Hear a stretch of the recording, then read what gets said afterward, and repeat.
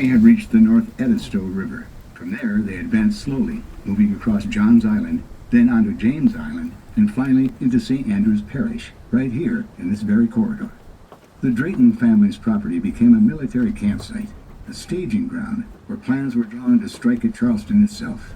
Plantation owners, whose livelihoods depended on stability, suddenly found their homes occupied, their crops trampled, their carefully ordered world turned upside down. On March 29th, Clinton's troops crossed the Ashley River. What followed was the siege of Charleston, one of the longest and most consequential battles of the Revolution. By the time the city surrendered in May, more than 5,000 American troops were captured. Historians call it the single greatest American defeat of the entire war.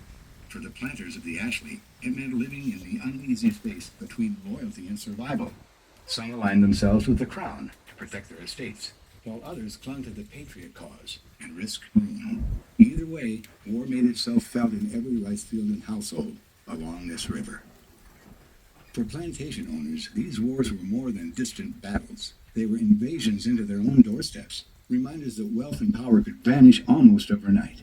And as we mark the semi-quincentennial of the Revolution, it's worth remembering how deeply those struggles rippled through the very ground beneath us.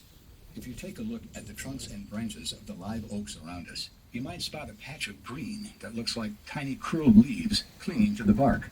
That's the resurrection fern, a plant with one of the most dramatic comebacks in the garden world. You can also see it on the raised platform to your left. Most plants can only lose about 10% of their internal water before they dry out and die. Even humans can only manage a 20% loss before we're in serious trouble. But the resurrection fern, it can lose up to 75% of its water, shrivel up like it's auditioning for a role in a mummy movie, and still bounce back at the first hint of rain.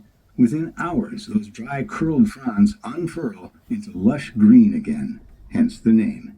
The secret lies on the underside of the leaves, which are great at absorbing moisture quickly. When it rains, it's like the plant wakes up and says, "Oh, good, we're alive again." It's a type of epiphyte, just like Spanish moss, meaning it grows